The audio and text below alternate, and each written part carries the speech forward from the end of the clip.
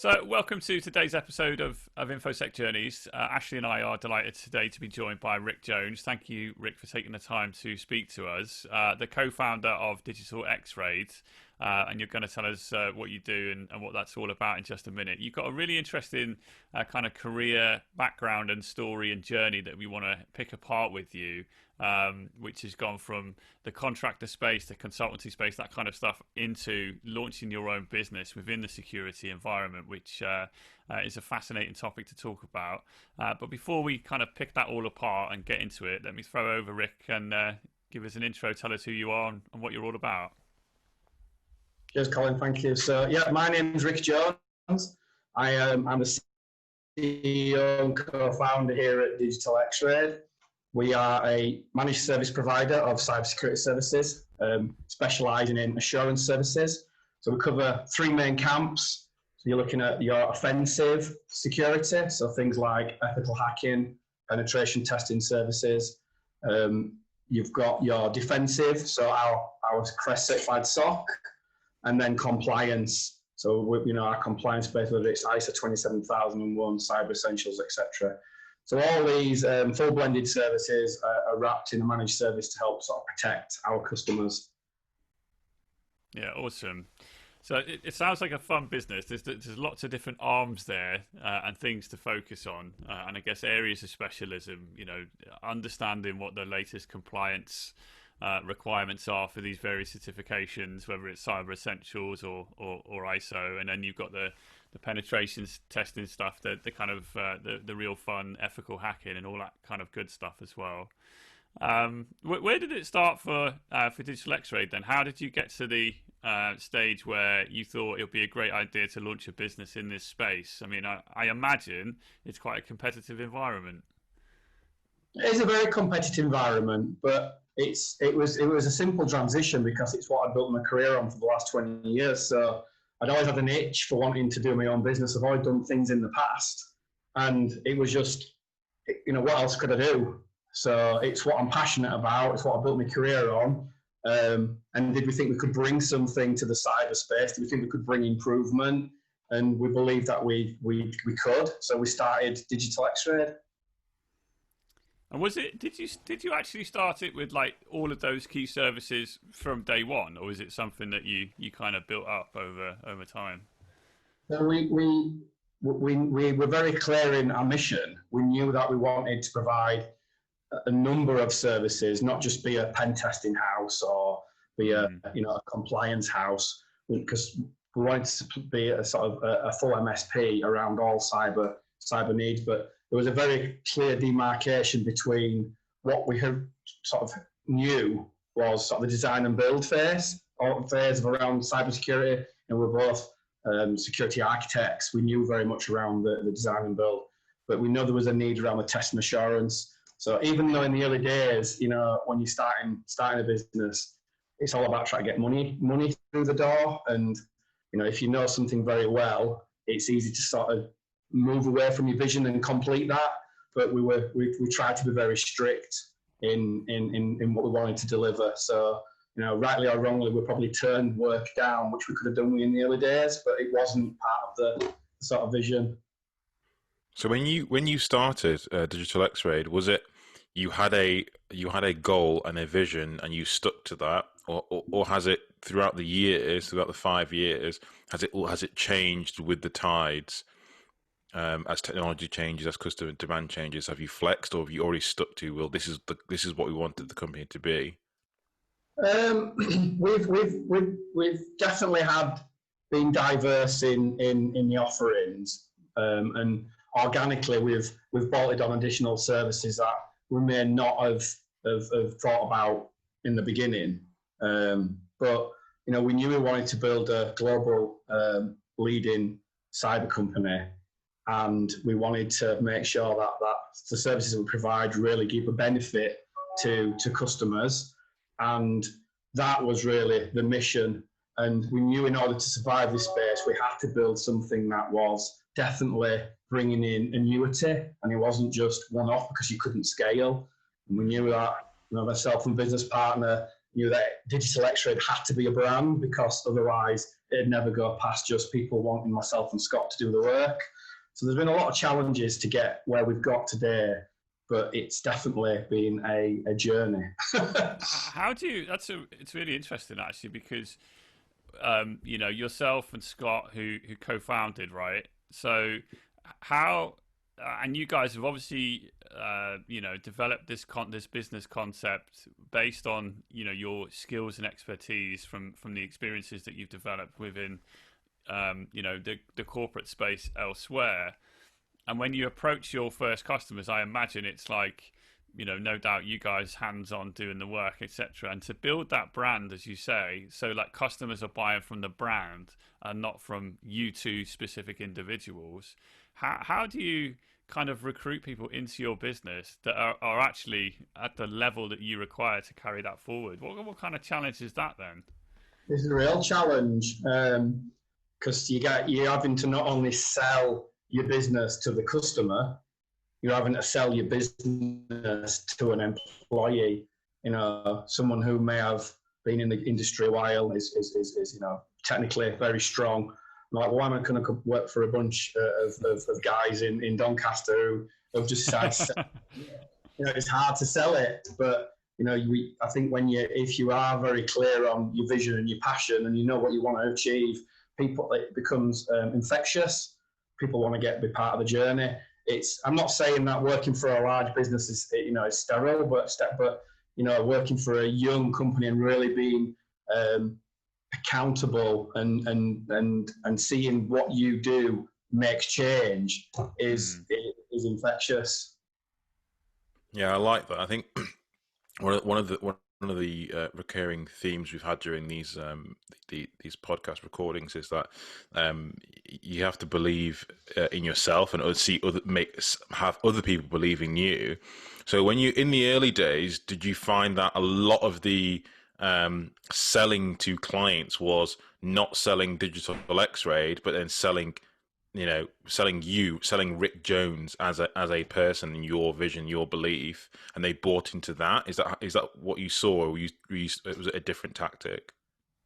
We did do that, but we were always from day one trying to sell Digital XRAID. In reality, Digital XRAID was myself and Scott in the very early days. That's what it was. So, you know, it was synonymous with you either got me or Scott. But we both went out and did our certification for pen testing. We both, you know, got multiple certifications for security architecture, Scott CCIE, etc. And we just knew where we wanted to go, and we went out. The biggest challenge is winning the business. But you know, you get your first customer, that is a massive achievement, and you turn that customer into 1,000 customers within 5 years, and then all of a sudden you're in business. What did that feel like then when you got the first customer in, the first kind of paycheck and stuff? Was it a relief, or was it more like satisfaction and stuff, or what did you think? It was a bit of both, if I'm honest. It was relief because you think we can do this. It was also scary because, you know, a lot of the processes that you've got are not fully defined. You are, I don't want to say flying by the seat of your pants, because it's very governed, is this industry. You know, there's, in terms of the technical bit, that's what we did very well. That was like a duck to water. But everything else that, you know, in our world, you have a project manager, you have a business analyst, you know, you've got all these different people that you rely on to deliver a service, and you're one cog, a very important cog, but from a technical aspect, you are still one cog delivering this service. And then when all of a sudden, you know, when you are all the cogs, you then maybe get an appreciation for maybe how good a BA is, or a project management, or change control, and then you understand the importance of them. Because, you know, when we first set out, I think we wanted to bring our knowledge, our enterprise knowledge. We wanted to be the Robin Hoods of cybersecurity. We wanted to bring, you know, enterprise-led cyber solutions to the much needed small business. But after a year of really trying at that, we would have gone out of business, because unfortunately there is a security maturity journey that a lot of small businesses need to go on, and they're not quite ready for it yet, that we found. I think the entry point, like your Cyber Essentials Basic and things like that is fantastic, because it's getting them on that journey. It's making them start to think about some of the things that they need to do.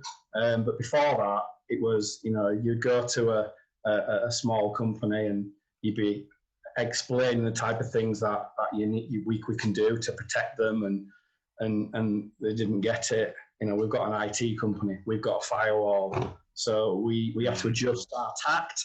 But that also came with challenges, because at that point then you're targeting mid-tier to enterprise business who are like, well, who are you? What have you got? And hence why we had to go on a full certification mission to where we are now, as probably the top 1% of cybersecurity companies with the certifications we've got.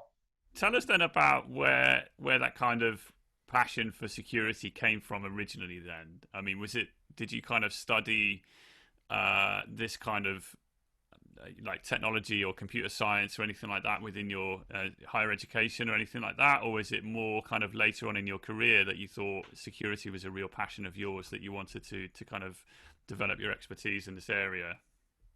So to start with, like everybody else, I envy those people who at a young age and know exactly what they want to do. I thought I did. They're bastards, aren't they? Yeah. I thought I did. I wanted to be a fitness instructor, and I pursued that. And I always had a passion for IT. I like to take things apart. I'm very inquisitive, and the spectrum and a bit of coding. So it was a bit of a hobby. It wasn't anything that I would ever thought I'd build a career on. In fact, the idea of working in an office absolutely repulsed me, because in my mind, it was very much school. An office was school, and I wanted to be free and bounce around and speak to people. And it wasn't until, I was a few years in, and I was in my swimming trunks cleaning the scum line of the swimming pool. And I saw my career development, which meant I could be the fitness manager, which I'd share my space in the box room with the toilet rolls and the toiletries. I was like, I need to do something different. And it was a good friend of mine, who we were, sat on a park bench, and he says, well, Rick, why don't you do something different? And I would say that, I'm very thankful to him to give me, you say you can take a horse to water, but you can't make it drink, but he definitely showed me a path that I'm very much thankful that I was on and pursued. And the career, regardless of Digital XRAID, the career that I've had in the industry has been fantastic. I've really enjoyed all of it.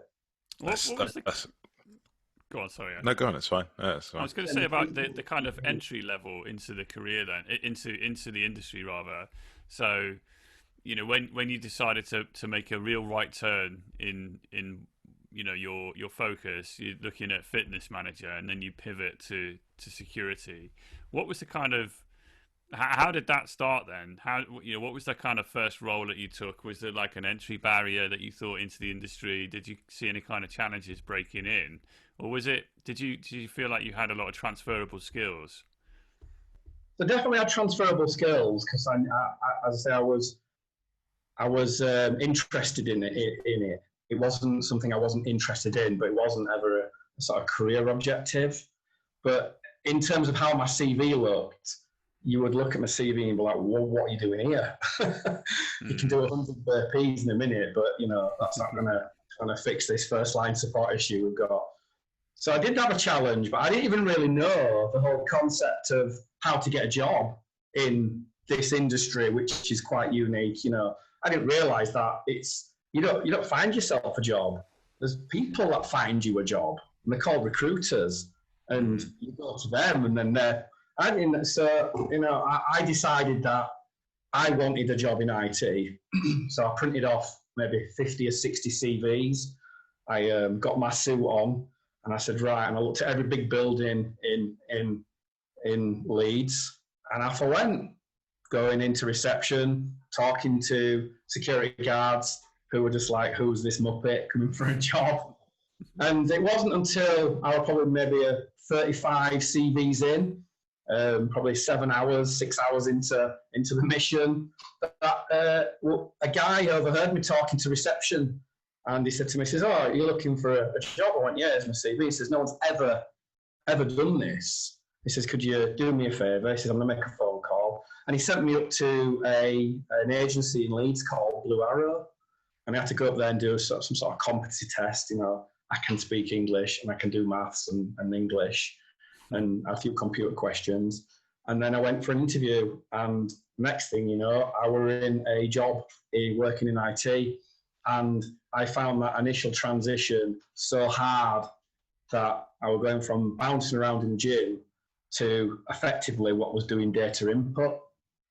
And it was hell. You know, I'm not going to say I was depressed, but I had all the signs of being depressed. I was exhausted by doing something which wasn't physically active, but I was exhausted.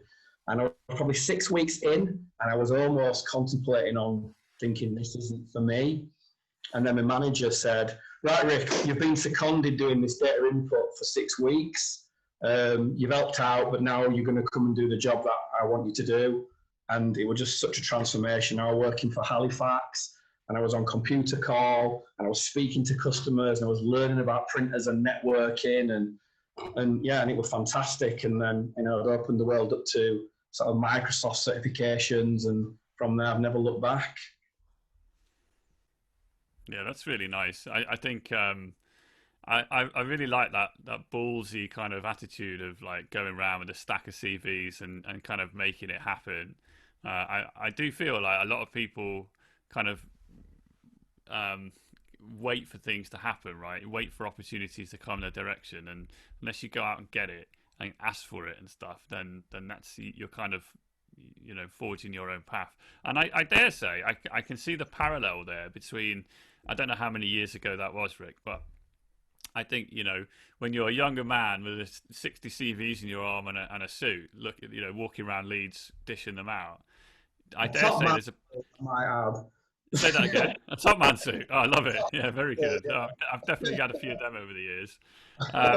But I dare say it's a similar thing to what you do now with respect to walking into new businesses saying, I'm Rick Jones, I'm Digital XRAID, and I'm here to win some business.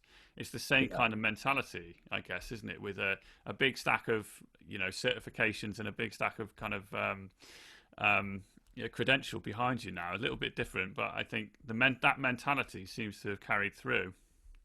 Yeah, I think throwing yourself into something and not fully knowing the outcome, but not allowing the fear to hold you back. Because to say that I haven't ever felt intimidated or felt fear is ridiculous. But I'll make a conscious effort to say, well, it's fine to feel that, but keep moving forward. So at the dawn of Y2K, you started at Halifax, and then about 7-8 years later, you went contracting. So in that period of 7 and 8 years, where did that enter the kind of like spirit to go on your own? Where did it come from? So I've always been very entrepreneurial. I've always had something spun up on the side. You know, I've always been, whether it were, I run a muscular supplements company, I tried doing recruitment things. So I'm always trying to, I'm very goal oriented. I'm always looking for something to try to better myself or try something new. And, you know, through my time I spent a lot of time at FreeServe, Planet Online. You know, at one point we had a third of the internet running through there, done all the Microsoft and all the Cisco certifications.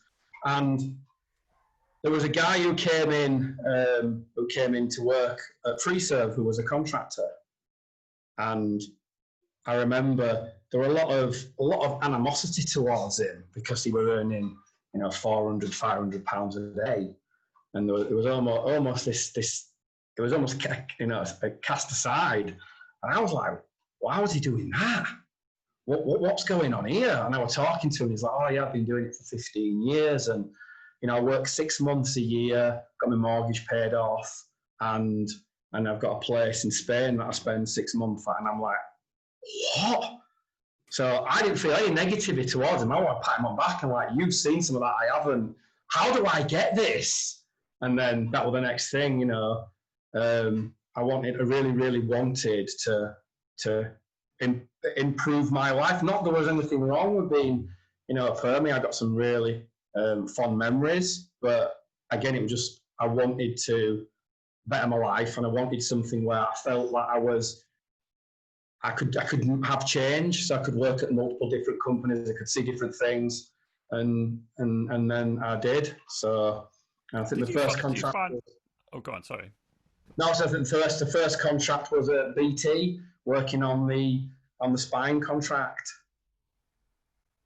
On the spying contract. Yeah, it was the. Sounds interesting. Is the connection for health.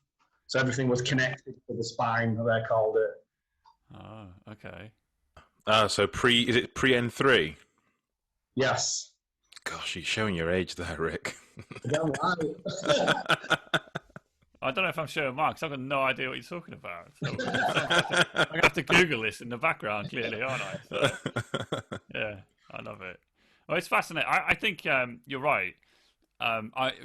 The perception in other businesses that I've worked in, contractors have come in and there's almost been this resentment that they're coming in to do, in the roles that I've experienced where contractors are placed, relatively straightforward work, not massive amount of responsibility, but they're there to do a job, do it well and deliver. And oftentimes contracts will be extended because, businesses can't get their shit together with various projects outside of what you're there to do, and yeah, there's always this kind of resentment. But I'm in the same camp as you. I was always like, they got it nailed. You know what I mean? They're like living the life, smoking cigars for 6 months a year, and really that's what everyone should be doing, right? With their life, spending more time with their kids and doing shit like that. So I guess though. And I really get that motivation, and so you live that life for, a small part of your career there as well, where clearly you've gained a lot of insights into the problems and challenges that many different businesses face, and no doubt there's commonalities between them, right? I'm sure you could bucket it up, and it will be, very similar things that different businesses face. But you go from that relatively free lifestyle, not necessarily free, but you know what I mean, to then having that this pressure cooker of starting your own business and having to deliver, financially for your own, personal lifestyle and stuff like that. And then also, I guess, for personal satisfaction. Why make the switch then if the life of a contractor was pretty good? I guess it's, because to accept that's it. So, is that it? So yeah, it was good, and it was challenging, but like I said, so it's my business partner Scott, very goal orientated.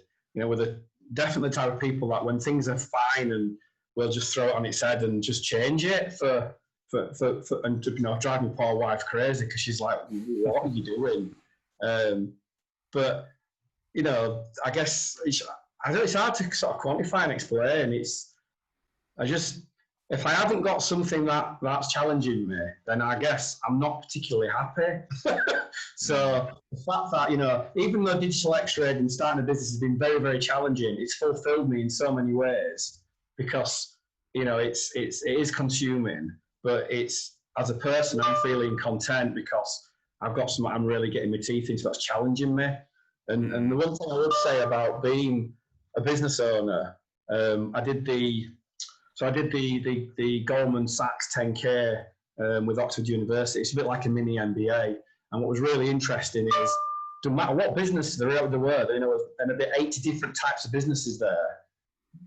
Ultimately, the tapestry, it's the same. It's all the same issues. It's all the same problems. And learning that through this journey, and still learning that, if I'm honest, you go from being very good at what you do. I'm not professing to be the best techie in the world, but I was good at what I did. I delivered and I got stuff done and I tried to self-improve, being very confident and wearing that one hat, to then being an owner of a business and wearing maybe 50 different hats in a day and doing jobs that you've never done before, quite honestly, really crap at a lot of time because you've never done marketing, you've never done being an FD, you've never done strategy planning, and all this stuff needs to happen. So a lot of the time you're walking on a road that you've no clue. And the danger of that is you get drawn, and this is what I would say is a tell or a heads up for any techie that wants to get in and do their own thing, is it's really easy to roll your sleeves up and go back to your comfort blanket and go, right, well, I'm going to configure that firewall, or I'm going to do that design, because it's what you've been doing for 20 years, but that will not drive your business forward. Yeah, that's true. Is there any have you ever come across, like, I mean, the certifications for Microsoft, you can go certifications around ISO, pen testing, or you can learn how to be, a subject matter expert in security. Is there something to help people learn about how to run a business that you've ever seen? Yeah, it was the GS program, the Goldman Sachs program. Oh, that's what it was. Oh, okay. Yeah, it was fantastic. Yeah, it was a bit like it was a mini MBA, but it really helped formulate a very clear plan of where I wanted to take Digital XRAID and what that looks like over the next 5 years. A fantastic experience to do. I gained loads out of it. It was very, very challenging and very time consuming, very tough, because you were having to do that at the same time as scaling your own business. And I didn't quite appreciate how lucky I was to actually get on it, because the selection criteria is really tough. But yeah, I would say anybody who's running their own business, if they can meet the selection criteria, grab that opportunity to hands. Yeah, that's cool. How much do you say networking, the kind of the peer-to-peer side of things, plays into the success of your business? Because I mean, you're doing really well. You've grown so much in 5 years, to a point, some other people, looking at you thinking, how's he doing that? And from my perspective, I think the Digital XRAID's biggest strength is networking. You speak to people, you're human to human contact. You talk to them like they're equals. You do really funny gimmicks like handing out sun cream. Things like that. How do you build those type of skills? And do you surround yourself with people that are just more creative, or is it all just ideas that pop into your head?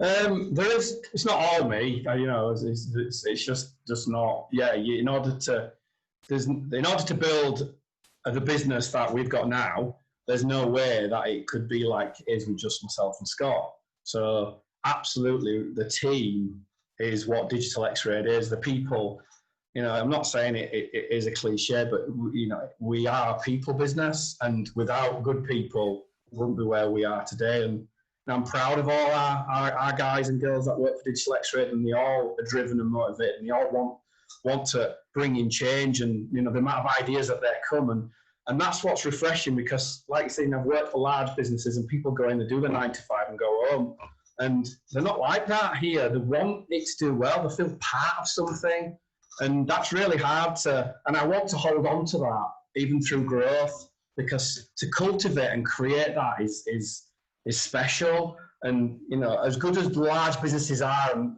that gets lost. So how do you think you're going to hold on to it? As you grow, have you thought about keeping that spirit alive within the organization? I think with our growth plan and where we want to go to, I think it'll be easier. I think if you're a global business and you've got 4,000 employees, it's going to be tough. But in terms of driving forward what we want to do, and the behaviours that we've created, what it means to be at Digital XRAID.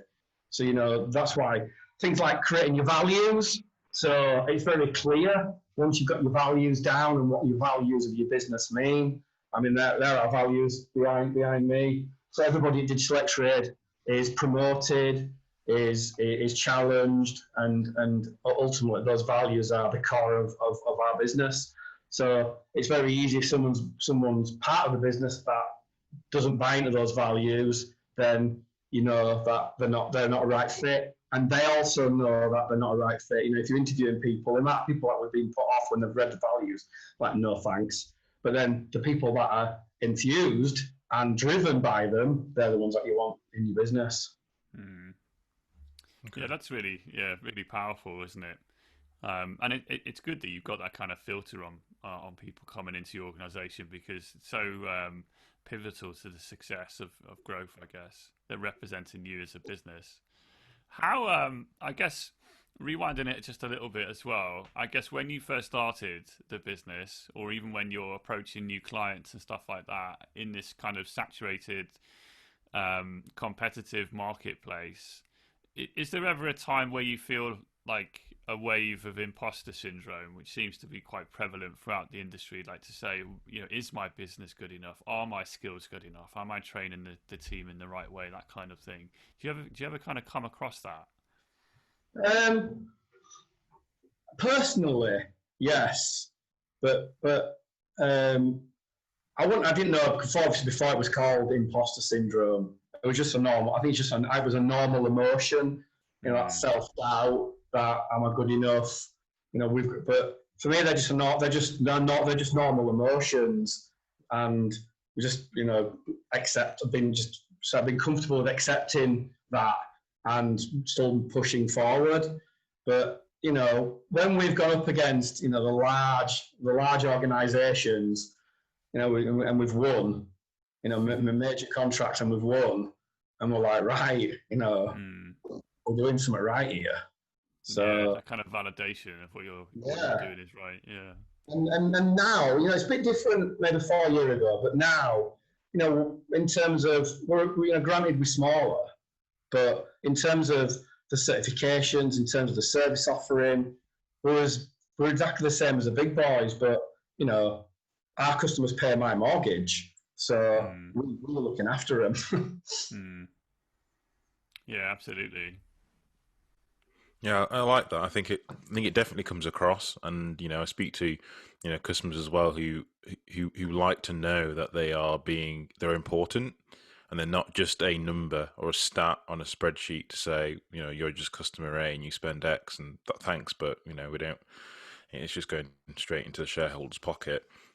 So yeah, I think that is really important, and it shows through in your business. So how do you find talent and retain that talent, um, especially in the north, where some people say there is a talent shortage, but I don't think that's true either. I think there's a massive talent pool, especially in North Yorkshire. So what do you do? Is there anything special you're doing out over there? Well, I agree with you. Actually, I think the talent pool in Yorkshire and in the north in general has always been strong. I think back if I go back to some of the guys that I used to work with back in the day when we worked in an ISP, they were just technically unbelievable. Some of the best people that I ever worked with. Going back in the days of FreeServe and Planet Online, so technically strong, and that still is as it is today. Back then, there's still very very strong people. In terms of enticing those people to your business, challenging. Um, we do have to grow. People have come straight out of university, but again, that's also something that I'm proud of. We might only have these people that stay with us maybe 3 or 4 years, but they've had an entry point into which is a real difficult industry to break into. So the amount of the caliber of some of these young guys that we've taken on and girls who have got a degree in cybersecurity, and quite frankly, they've been ethical hackers since they were 10, or non-ethical hackers. The stuff they know, but no one's given them a shot because Mm, well, they've got no history, and really that is one of the downsides of the way we employ as like we talked about, recruiters.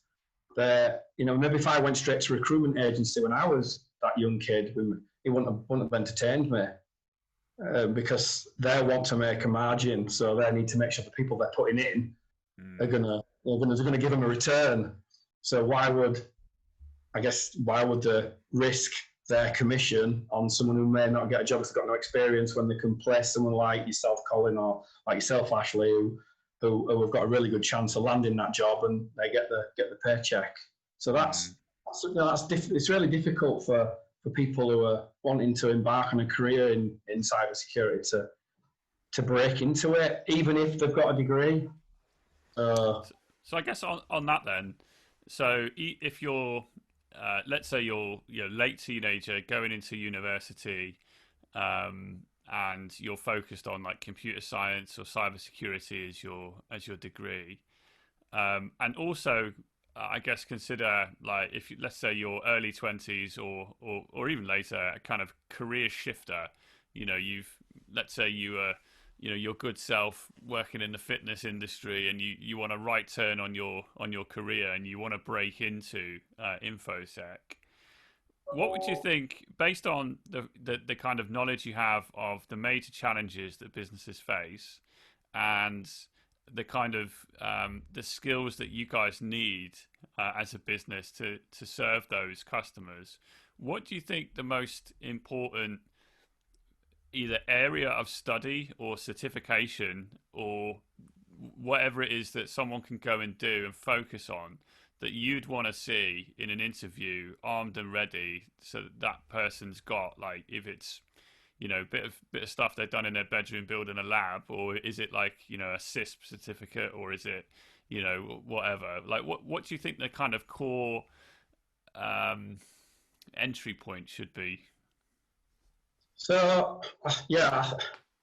Hard question, that. I think. Ultimately, we're telling these guys or girls we employ they've gone through consultants. They go out to a customer. Ultimately, they go out to a customer until they're facing the customer, whether that's remotely or actually on site.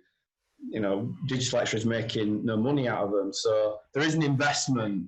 And in terms of that investment of time, it's really, for me, it's attitude over aptitude. If you've got somebody who is in their own time, been building a network and is on Hack the Box and is studying for his OSCP and is on all the hacking forums and is so into it, versus somebody who's got all the certifications but the passion's gone. It's not there anymore. For me, I know who I would rather employ, because that younger guy who's hungry, who wants it, who's passionate, within a year is going to be flying. That's not to say that the other guy isn't, or isn't a value for somebody. It's just that where we are in our business, I need the passion. Yeah. How do you think you keep that fire burning then? I mean, such a fast-moving landscape, right? The threat to changing, kind of the compliance requirements change frequently. Attackers change. How do your team kind of stay up to speed with that landscape, that ever-moving landscape? It is difficult. I think that's one of the differences, I'd say, in the cyber industry, is because it's changing so fast. Usually you would look at a guy who's got, let's say networking, he's got 20 years of networking experience. He's done CCIE, etc. And you're like, that guy knows everything. But because cybersecurity is so new and it is changing so fast, it's not necessarily about time served. There's guys who have been in this for 2 years, actually in a job for 2 years, but they've been doing this since they were 11. So the skill set of some of the youngsters is phenomenal. It really, really is. But then you need to get them certified, and you need to get them polished, and you need to give them the customer-facing skills. But in terms of raw technical ability, yeah, and that's unique, I'd say, in cyber, because it is so fresh and new. How do you find people at the moment, new recruits? Do you find a lot of people lack that customer-facing skill? Yes and no. If they've done things like, we had one who were a waiter, for instance, and interested in cybersecurity, and he'd done a degree, but his communication skills, because he'd been dealing with customer complaints and dealing, the things that you would look at when you're doing it, when you're wiping tables down, and you're dealing with customer complaints when you're 16, you would never believe that is going to actually help you later on in your career. So true. It really does. You're dealing with conflict management. You were learning how to communicate with an angry customer. You're giving them confidence that you understand their needs and how you're going to be able to deal with that. And at the time, you probably don't appreciate that you're going to call on those skills later on. That kind of resiliency as well, isn't it? To keep going back to work when you've had a bad day and someone's giving you a load of shit. You go back the next day and take some more of it. Yeah. I think that's the important point you've touched on there, Colin, is resiliency.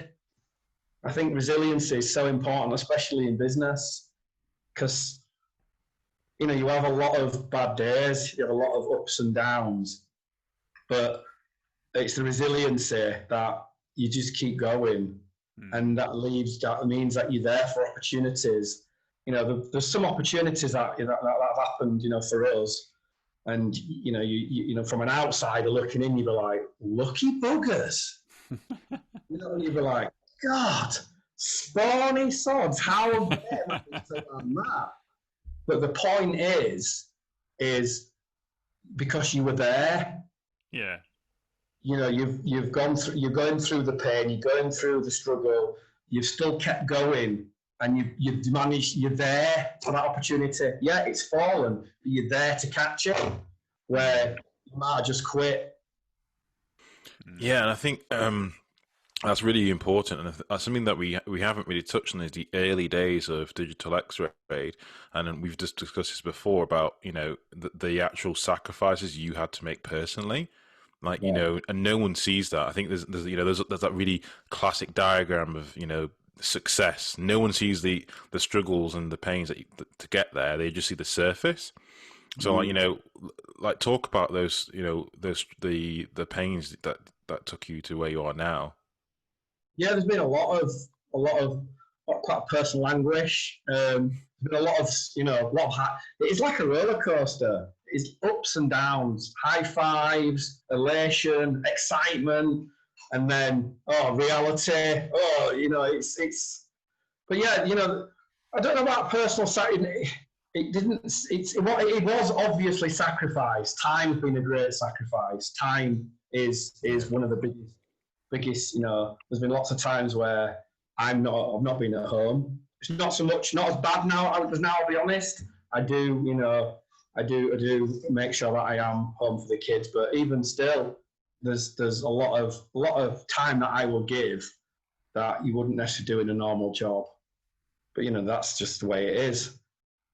Would you, if you had the kind of time again, if you could rewind 10 or 15 years, what have you, would you start the business sooner, or would you go through the experiences that you have now? I think so. I did do other things. So I ran a supplements company for 2 years, and we were turning close to $500,000, but the passion wasn't there. It wasn't. I think that for me personally, the journey's been at the right time. I think if I'd have gone into it earlier, I wouldn't necessarily have had the skills that maybe I felt like I needed. But it's a very personal journey, and I think this is when people look at, I find it quite funny when people look at myself and Scott or Digital XRAID, and they almost put you on a pedestal. And it's like, well, don't listen to a thing I've got to say, because it's completely personal to me and how I felt and when I've done it, and the mistakes that I've made will be completely different to your journey. There's obviously, like I said before, there's a framework in terms of running a business, and there's certain things that you do and don't, but it is a personal journey. And you have a lot of these people on LinkedIn that talk about you've got to do it this way and you've got to do it that way. And I'd say absorb as much information as you possibly can and make your own decisions and what's right for you. You'll know your own tolerance levels. Yeah. I think that's cool. really good advice, isn't it? I think making your own mind up and not being led by others.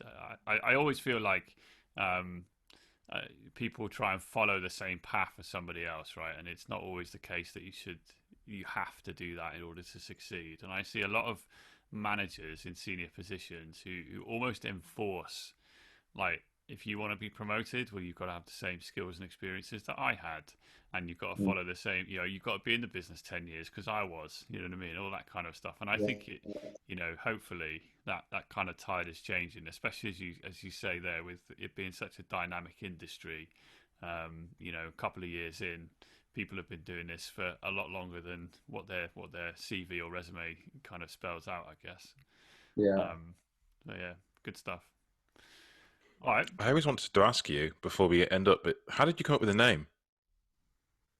Digital XRAID. Well, we came up with several names. That was quite a challenging thing, and left it caused a few arguments, to be honest, between myself and Scott. I feel like we've touched the nerve here, actually. Yeah. Oh dear. Yeah, but we both agreed. We both liked Digital XRAID. In fact, it was called, I think it was Digital RAID before, and then we liked the X because of, and then we had a thing a bit like RAID, like the RAID log, and we tried to do something like that.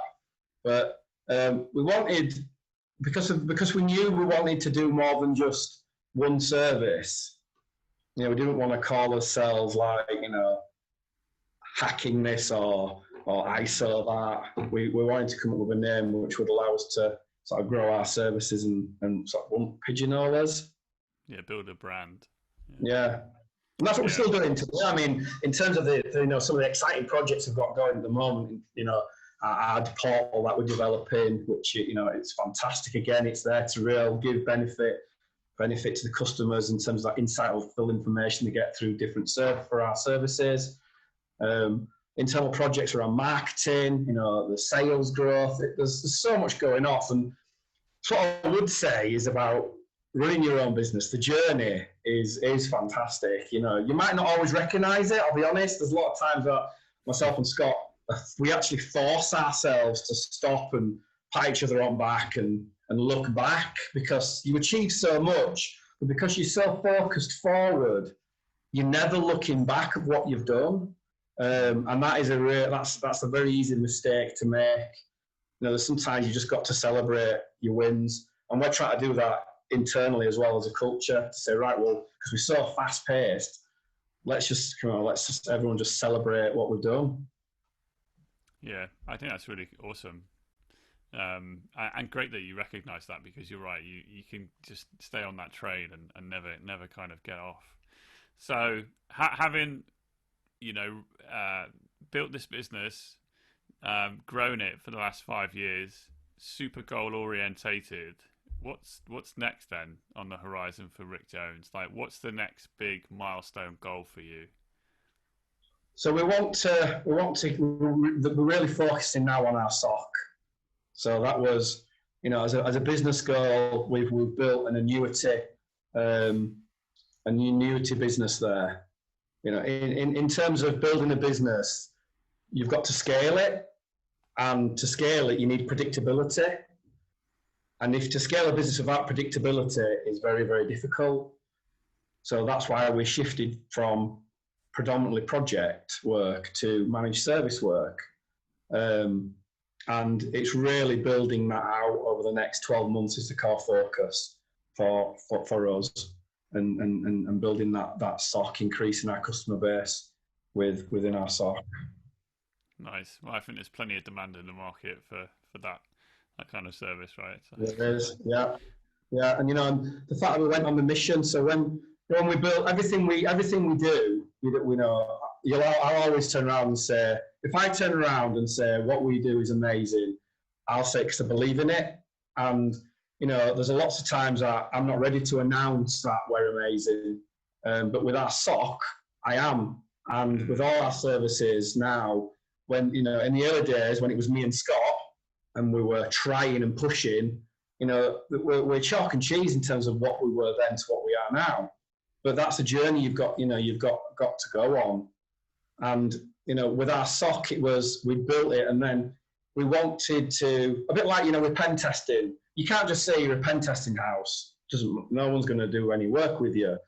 You've got to get your business certified. You've got to get your staff certified, and they're independently verified and scrutinized around your processes and your methodologies, and to make sure that when a customer buys that service off you, not only are you saying it's great, but you've been verified by an independent third party to say this is how you need to be engaging with a company when they're giving you the assurance that you're not going to get hacked. And we took the same journey, with our SOC.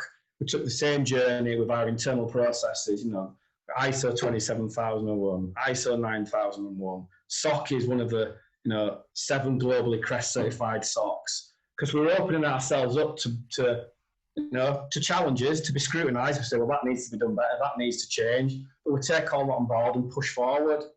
And that's what we try to do with everything. It's just constantly improve. I watched there were a program about the rowing team, and they were saying, what can we do? How do we make the boat go faster? And everybody in that team was focused, and they asked themselves 2 questions. Will this, what we're doing now, make the boat go faster? Very simple, no. Right, I better not have this beer then. Will me going to bed and watching Netflix till 2 o'clock in the morning, will that make the boat go faster? No, I better go to bed at 8. and me and Scott personally take that sort of mission in the business. Will it make Digital XRAID better? No. Right, well, let's not do it. It's very simple, but it's that guiding light of what do we need to focus on. Yeah, very simple, very powerful kind of philosophy. I love it. Yeah. Either Ashley's fallen asleep or he's disconnected, but I think he's gone. Ashley's gone. I should definitely screenshot that. Sorry, Ashley. I'll try and keep a bit more upbeat next time. Well, listen. On that note, I think honestly, it's been a fascinating insight into your career journey for one thing, but also more what I took a lot more from this conversation is your mentality and how that's kind of carried through from the early days of walking around Leeds with a stack of CVs to growing your business and really pushing the boundaries and helping others develop in the industry as well is really inspiring, and there's some real good insights there. I think people can take away that if they're either looking to break into industry or to shift their careers as well. So yeah, thank you for sharing your journey. Thank you for taking the time with us today, and I definitely wish you all the success with your onward growth. Yeah, cheers, guys. Thank you. I really enjoyed that. We're